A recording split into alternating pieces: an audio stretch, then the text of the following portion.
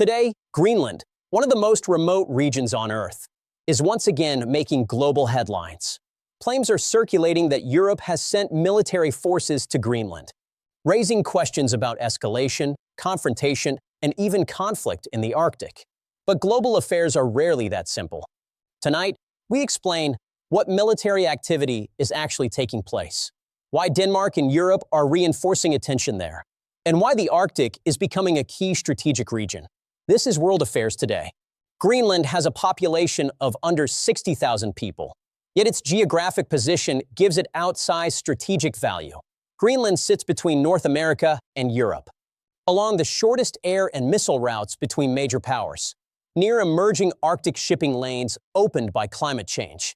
During the Cold War, Greenland was critical for early warning radar systems. Let's clarify a key misunderstanding.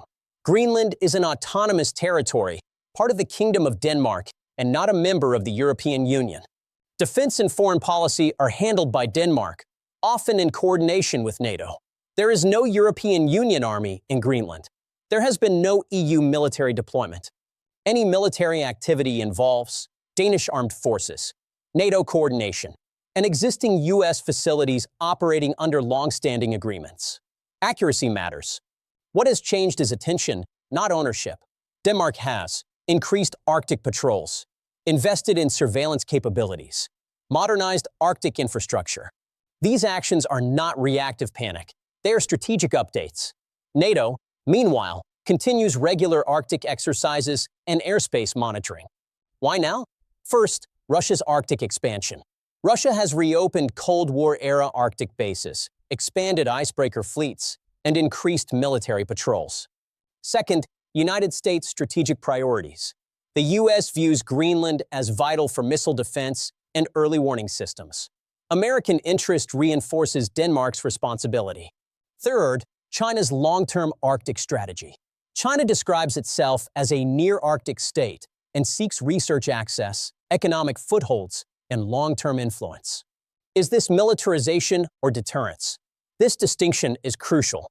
Militarization implies preparation for conflict. What is happening in Greenland is deterrence and monitoring.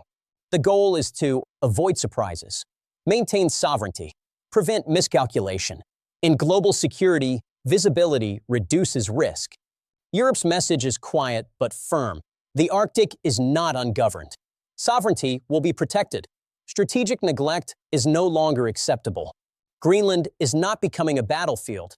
It is becoming a barometer, a measure of how seriously nations take emerging strategic frontiers. Europe did not suddenly send forces to Greenland. Europe is acknowledging reality, that the Arctic is no longer distant, frozen, or irrelevant. In world affairs, attention often arrives before crisis. And today, attention is firmly on Greenland. This is World Affairs Today.